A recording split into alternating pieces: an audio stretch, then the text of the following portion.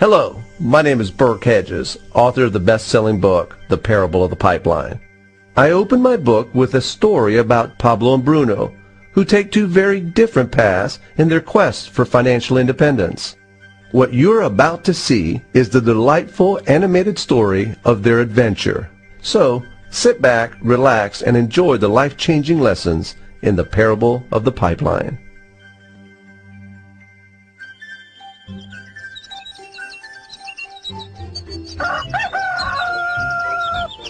Far away, in a small village, near a beautiful valley, lived two friends, Pablo and Bruno.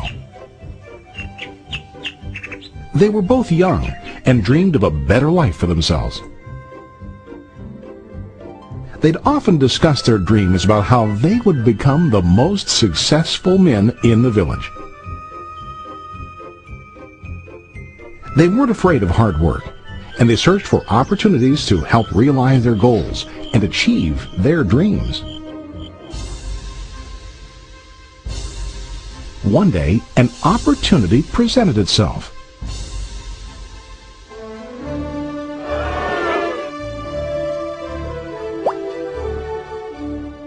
The mayor of the village decided to hire two people to bring water from a spring up on the mountain, across the valley, back down to the village.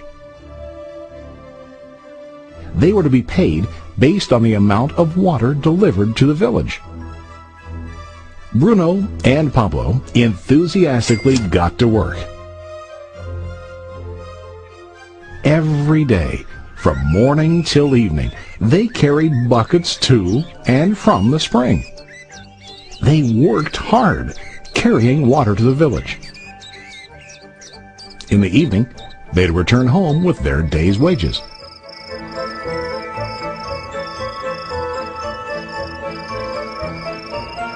Bruno was satisfied with his work and the money he earned. He was sure that with this work he could achieve his dreams. Bruno thought that to increase his wages he could use bigger buckets to bring more water each trip.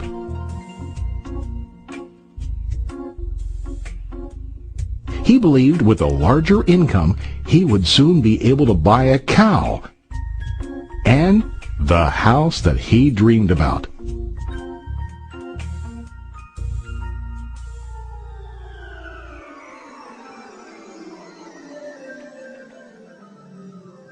Now Pablo was not satisfied.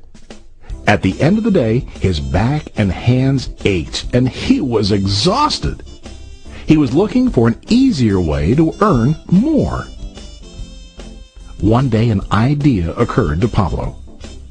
He imagined building a pipeline to deliver the water from the mountain spring to the village. With this pipeline, he could get more water to the village without carrying buckets back and forth from the spring to the village. Soon, he got very excited about his idea and began to plan. Pablo, of course, shared his idea with his friend Bruno and asked him to join with him to work on and help build the pipeline. Bruno thought the idea was crazy. All Bruno could think about was what his money could buy today and how to get it quicker. He felt that building a pipeline would slow him down and delay him in achieving his goals. Instead, Bruno got bigger buckets and went more often back and forth, fetching water. He was sure that with this method, he could make more money. Pablo decided to build the pipeline on his own. He understood that it would not be easy to build, and it would take time to complete the pipeline. Pablo knew that it could take several years to finish, but he set his mind on his goal. Every day he worked and carried water like before. But on weekends and during his spare time, he worked hard to dig in the rocky soil and build his pipeline. In the first month, there was little to show for his work.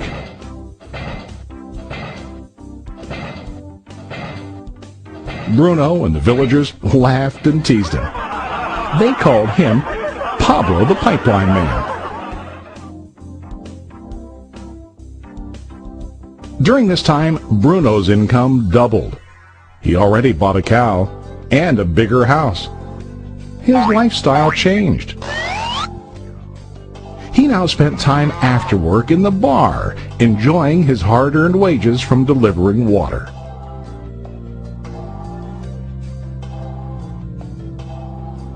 What Bruno didn't realize was that his body was starting to stoop from carrying the heavy buckets every day.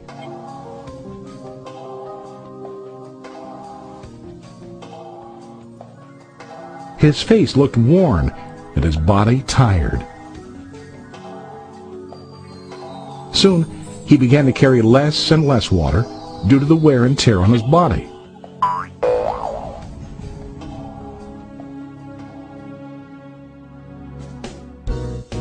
Month after month, Pablo worked. Soon a year passed, and then a second year. Finally, Pablo finished his pipeline. He now used his pipeline to deliver water to the village instead of carrying buckets. Pablo was now earning more money than ever before. The water continued flowing to the village, while Pablo wasn't working. While he slept and ate, the water flowed. Pablo was happy and proud of his insight, persistence, and hard work. Now his income flowed as long as the water flowed through his pipeline.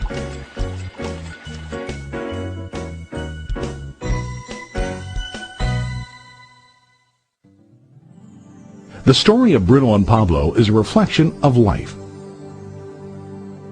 Their jobs symbolize what most people do to earn money. Bruno gets his money using buckets. He goes back and forth, carrying his buckets from the spring to the village in exchange for money.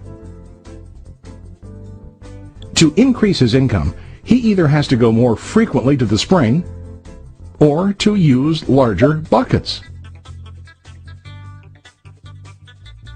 It's common in real life to increase our income by working harder.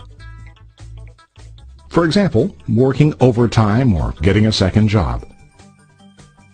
We also increase the size of our buckets by accepting a higher-paying position, which often includes spending more time on the job. Most of us exchange time for money like Bruno. We know that every person has only 24 hours in the day and that it's not possible to use all our time to work. The most difficult time comes when we can no longer exchange time for money due to age, health, or other reasons. Then, our income stops. Now let's review what Pablo did. Very wisely, Pablo did not exchange all of his time for a limited income, but he used some of his time to build a pipeline. He knew that the pipeline would bring ongoing income as long as the water flowed.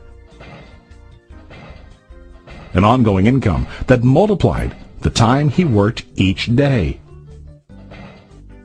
Pablo knew that someday, maybe because of age or health, he would no longer be able to exchange his available time for money. Pablo knew that if he could make his idea of a pipeline work, then he only has to do the hard work of building the pipeline. After the pipeline was completed, Pablo was able to monitor and maintain the flow of water to ensure that his income will continue.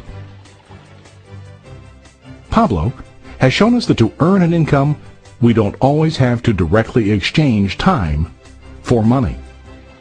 There really are better ways. How about you? Are you still like Bruno, who directly exchanges time for money? Or do you want to be like Pablo, building and maintaining a pipeline for ongoing income? If you are interested in the idea of building your own pipeline, contact the person who lent you this presentation. You can start building your pipeline today.